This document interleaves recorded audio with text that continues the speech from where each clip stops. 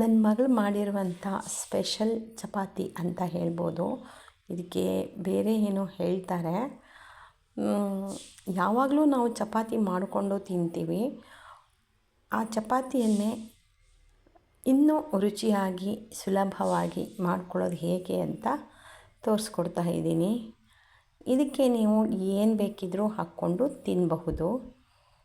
ಮೊದಲು ನಾನು 4 ಆಲೂಗಡ್ಡೆ ಬೇಯಿಸ್ಕೊಂಡು ಅದನ್ನು ಸ್ಮ್ಯಾಶ್ ಮಾಡಿ ಅದಕ್ಕೆ ಉಪ್ಪು, ಕೊತ್ತಂಬರಿ ಪುಡಿ, ಜೀರಿಗೆ, ಓಮ, ಅಚ್ಕಾರದ ಪುಡಿ, ಗರಂ ಮಸಾಲ ಎಲ್ಲ ಹಾಕಿ ಅದನ್ನು ಮಿಕ್ಸ್ ಮಾಡಿ ಇಟ್ಕೊಂಡಿದ್ದೀನಿ. ಆಮೇಲೆ ಚಪಾತಿ ಹಿಟ್ಟನ್ನು ಈ ಕನ್ಸಿಸ್ಟೆನ್ಸಿಯಲ್ಲಿ ಕಲಸಿಟ್ಕೊಂಡಿದ್ದೀನಿ.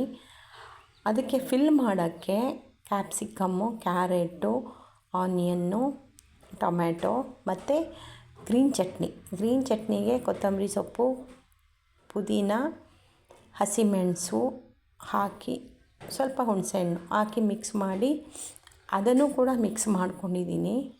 ಚಪಾತಿಯನ್ನು ಒಂದು ಸೈಡ್ ಸ್ವಲ್ಪ ಬೇಯಿಸ್ಬಿಟ್ಟು ಅದರ ನೆಕ್ಸ್ಟು ಉಲ್ಟಾ ಹಾಕಿ ಅದಕ್ಕೆ ಸಾಕಷ್ಟು ಆಲೂಗಡ್ಡೆ ಮಿಕ್ಸನ್ನು ಇಲ್ಲಿ ಸ್ಪ್ರೆಡ್ ಮಾಡಬೇಕು. ನಿಮಗೆ ಹೇಗೆ ಆಗುತ್ತೆ ಆ ಥರದಲ್ಲಿ ನೀವು ಸ್ಪ್ರೆಡ್ ಮಾಡ್ಬೋದು. ಎಷ್ಟು ಬೇಕು ಅಷ್ಟು ಸ್ಪ್ರೆಡ್ ಮಾಡಿ ಅದನ್ನು ಮತ್ತೆ ಉಲ್ಟಾ ಹಾಕಬೇಕು. ಉಲ್ಟಾ ಹಾಕಿದಾಗ ಅದು ಕ್ಲೀನಾಗಿ ಅದಕ್ಕೆ ಹಿಡ್ಕೊಳ್ಳುತ್ತೆ. ಚಪಾತಿಗೆ ಆಲೂಗಡ್ಡೆ ಮಿಕ್ಸು ಹಿಡ್ಕೊಳ್ಳುತ್ತೆ. ಅದನ್ನು ಮತ್ತೆ ಉಲ್ಟಾ ಹಾಕಿ ಅಂದರೆ ತಿರುಗಿಸಿ ಹಾಕಿಬಿಟ್ಟು ಅದರ ಮೇಲೆ ನೀವು ಚೀಸು ಹಾಕ್ಕೋಬಹುದು. ನನ್ನ ಮಗಳಿಗೆ ಚೀಸ್ ಇಷ್ಟ, ಹಾಗಾಗಿ ಅವಳು ಚೀಸ್ ಹಾಕ್ಕೊಂಡಿದ್ದಾಳೆ. ಪನ್ನೀರ್ ಕೂಡ ಹಾಕ್ಕೋಬಹುದು. ನನಗೆ ಅದಿಷ್ಟ ಇಲ್ಲ, ಹಾಗಾಗಿ ನಾನು ಹಾಕ್ಕೊಳ್ಳಲ್ಲ. ಅದರ ಮೇಲೆ ತರಕಾರಿ ಮಿಕ್ಸನ್ನು ಹಾಕಿ ರೋಲ್ ಮಾಡಬಹುದು, ಇಲ್ಲ ಹಾಫ್ ಫೋಲ್ಡ್ ಮಾಡಬಹುದು. ಈ ಥರ ಹಾಫ್ ಫೋಲ್ಡ್ ಮಾಡಿ ಇಟ್ಕೊಂಡು ಇದನ್ನು ನೀವು ಕೆಚಪ್ ಜೊತೆ ತಿನ್ಬಹುದು, ಹಾಗೂ ತಿನ್ನಬಹುದು. ನಾನು ಇನ್ನೊಂದು ಚಪಾತಿಯನ್ನು ಅದೇ ಥರ ತೋರಿಸ್ತಾ ಇದ್ದೀನಿ. ಇದಕ್ಕೆ ಕ್ಯಾಟೋಸ್ ಅಂತ ಏನೋ ಹೇಳ್ತಾರೆ. ಇದು ನನ್ನ ಮಗಳು ರೆಡಿ ಮಾಡಿರೋದು.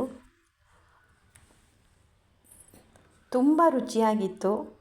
ಈ ಥರ ನೀವು ಒಮ್ಮೆ ಮಾಡಿಕೊಂಡು ರುಚಿ ನೋಡಲಿ ಅಂತ ನಿಮಗೆ ತೋರಿಸ್ತಾ ಇದ್ದೀನಿ. ಈ ಥರ ರೋಲ್ ಮಾಡಿ ಕೂಡ ತಿನ್ಬೋದು, ಹಾಫ್ ಫೋಲ್ಡಲ್ಲೂ ತಿನ್ನಬಹುದು. ನೋಡಿದ್ರಲ್ಲ ವೀಕ್ಷಕರೇ, ಇಷ್ಟೊತ್ತು ನನ್ನ ವಿಶೇಷವಾದ ಚಪಾತಿ ರೋಲು ನೀವು ಒಮ್ಮೆ ಮಾಡಿಕೊಂಡು ಸವಿರಿ. ಇನ್ನೊಂದು ಇಂಟ್ರೆಸ್ಟಿಂಗ್ ಆಗಿರೋ ಅಡುಗೆಯೊಂದಿಗೆ ನಿಮ್ಮ ಮುಂದೆ ಮತ್ತೆ ಬರ್ತೀನಿ. ಅಲ್ಲಿಯವರೆಗೂ ಚೆನ್ನಾಗಿರಿ.